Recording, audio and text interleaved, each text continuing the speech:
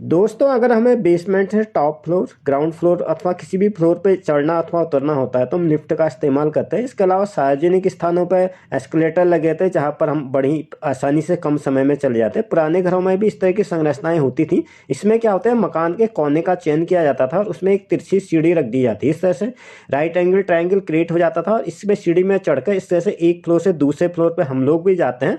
हालांकि अब भी यहाँ के जो मकान बने हैं उसमें इस तरह की संरचना नहीं दी जाती है, क्योंकि इसके मुख्य कारण ये है कि एक तो इसमें लकड़ी की ज़्यादा प्रचुरता भी नहीं होती और सीमेंट कंक्रीट में आ गया। उस टाइम में सीमेंट कंक्रीट नहीं होता था।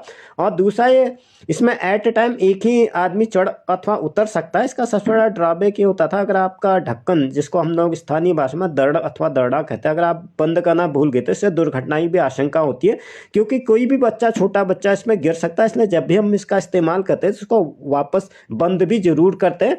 तो इस तरह की संरचनाएं आज भी, अगर आप उत्तराखंड अथवा हिमाचल प्रदेश की तरफ आते हैं तो कुमाऊं गढ़वाल हिमाचल प्रदेश के पर्वतीय भागों में आज भी पुराने मकानों में इस तरह की संरचनाएं होती है। इसका बेसिक स्ट्रक्चर भी लिफ्ट की तरह होता है। इसमें मकान के किसी भी कोने का चयन किया जाता है, उसमें सीधा छेद कर दिया जाता है अथवा एक फ्लोर से दूसरे फ्लोर पर। इसमें सबसे बड़ा एक आवश्यकता ये होती है कि आपका जो फ्लोर है वो लकड़ी के द्वारा निर्मित होना चाहिए, तभी इस तरह का ढक्कन उसमें क्रिएट हो पाता है। अथवा कई लोगों ने क्या किया, आप सीमेंट का लेंटर वगैरह बनाकर भी, फ्रेम वगैरह में भी इस तरह का जुगाड़